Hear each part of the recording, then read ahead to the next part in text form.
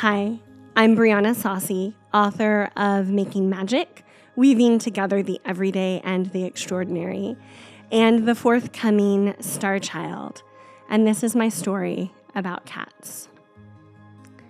Out of the storm and into the heart.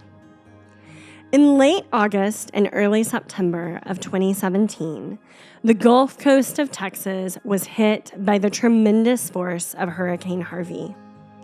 In San Antonio, where I live, the storm did nothing more than shed life-giving rain on our thirsty land. But in East Texas, and especially around the city of Houston, neighborhoods were decimated as the flood waters rose higher and higher. Homes and lives were lost. Those of us with friends and families in the eastern part of the state stayed close to phones and made use of social media to learn what was happening to our beloveds and to find out what we could do to help. In a year that had seen the white supremacist rally spread vicious poison in Charlottesville, Virginia, over the summer, the storms of Harvey wrought both devastation and healing. For we all needed to see people coming together and helping each other in the ways that they did during the storm. No blame, no division, just human beings helping each other. Is this not, in the last analysis, what we in truth are?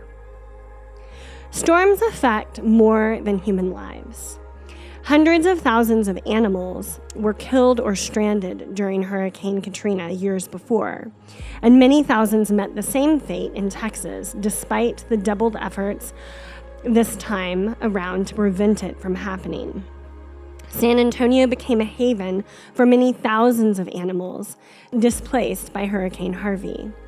Among these was a pregnant calico cat who would, in mid-October, give birth to 3 kittens, 2 of whom would survive and find their way into my family's home and life, carrying with them all kinds of lessons, the greatest of which has been one of resilience. Our little boy named these kittens Hades and Aphrodite, and this is their story.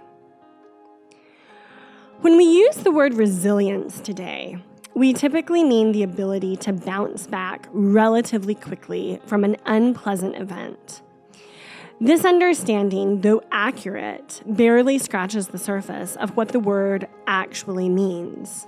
When we look at the etymology, we find the prefix re, meaning back to the original place, and the verb form salire, meaning to leap, flow, run, or hurry.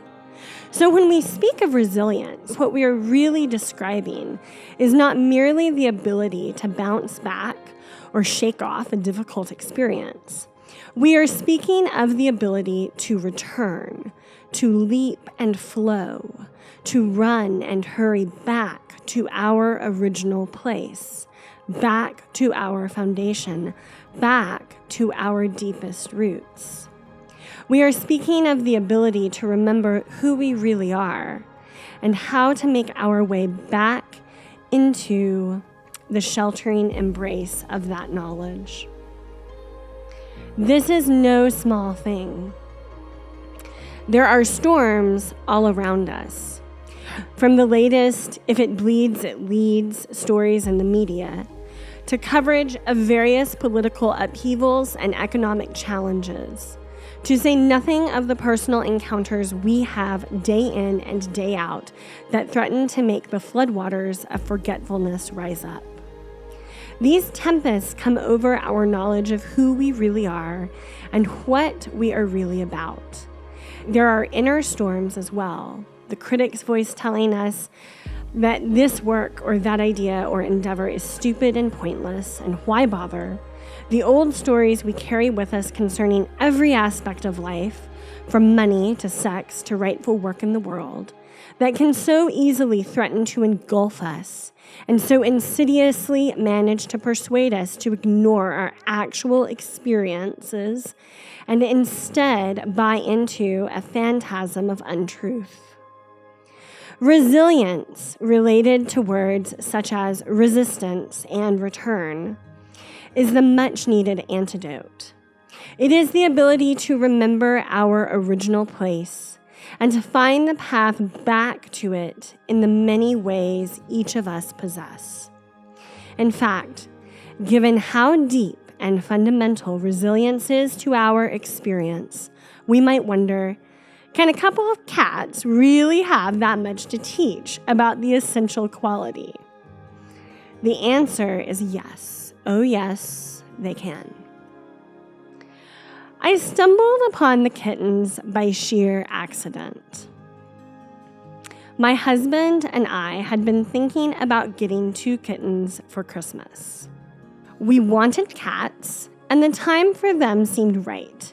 Our son was 6, going on 7, and we knew that 2 feline additions would give him a good taste of responsibility and caretaking. I mentioned to a mom friend of mine that I was looking for a couple of kittens, and she told me that she had 2 of the sweetest. But there was a catch, and it explained why the 2 lovable felines had not been adopted by late November. One of the kittens, the female, had a neurological disorder that made it impossible for her to walk more than a few steps without falling to the side. She was also blind and would most likely be prone to seizures. My friend's hypothesis was that she had suffered these ailments because the mother cat was given a full suite of vaccines when she was almost full term with the kittens. In other words, the little lady had been born that way and would have these challenges throughout her life. The kitten was sweet and tough, my friend assured me. She had figured out how to get herself to her food and water bowl and how to use the litter box. But she would be a higher maintenance pet. A number of people had been interested in adopting the healthy male kitten, but my friend, the good vet, would not separate brother and sister. The situation was desperate, though, and if it didn't get resolved soon, both would be sent back to Houston for euthanasia.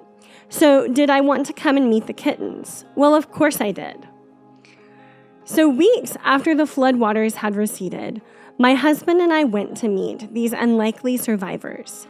Hades, with his black fur and constant purr, was easy to adore. Aphrodite had a patchwork tortoiseshell coat, with tufts of fur sticking up this way and that, copper penny eyes, a querulous meow, and stuttering legs. She looked like she would be a handful, so obviously we both fell in love with her too. Christmas arrived and the kittens came home. I thought it was especially prescient of my son to name the little lame kitten after the goddess of love and beauty. At the time we adopted them, I was 3 months pregnant with our second child and working on my first book. My morning started at 4 o'clock, and Aphrodite was by my side as I lit my incense, chanted my prayers, and crafted my words. Then it was time to tie my apron on, blazoned with the glory of Guadalupe around my waist, and give Aphrodite her breakfast. I quickly learned the apron was essential because her claws were needle sharp, and she hung onto anything for dear life to maintain her balance. I fed her by hand, and in the cold winter months that warmed into spring, I realized that tending this little creature had also become an integral part of my practice. As time moved on, Aphrodite's tummy became rounder, and her legs became a bit more steady, and then a bit more.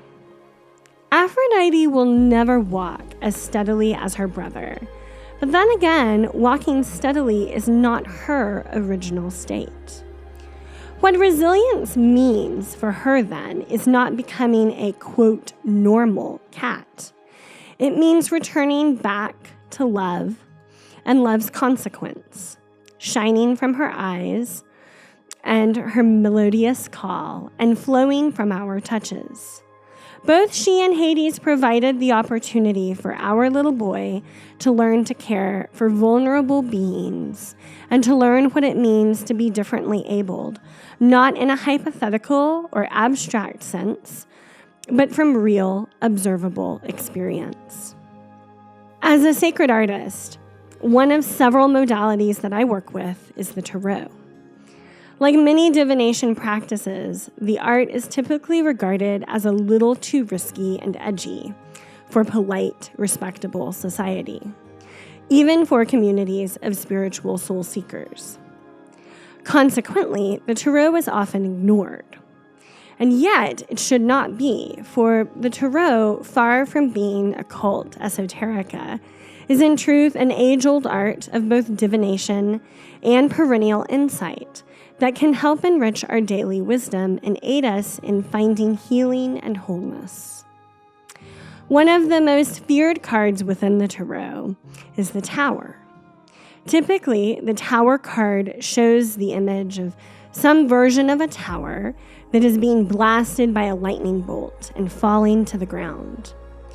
Whenever the card is pulled, it often indicates that something is being destroyed, taken down, or rocked to its foundation. Sometimes this might be a perception or a way of seeing certain things. In other cases, the card might be more literal. A cherished relationship might be in the process of falling apart, or the job you were hoping for might be in the middle of a restructuring. For these reasons, when many people sit down for a tarot reading, they hope that they will not get this card. What is often missed when working with a Tower card is the presence and the power of resilience. For as I like to say to my clients, there are jewels to be found in the rubble if you are willing to do the work of looking. It is this way for us too. Storms do come, and devastation is wrought. But there are also jewels that come out of those storms. Sometimes it is the jewel of finding your way back home, your way back to your original place, to your heart. Sometimes they are the jewels of two furry kittens surviving in the face of crazy odds, reminding you that the original places for all of us may look different, but they always should include safety, warmth, and love, for the sake of nothing more or less than itself.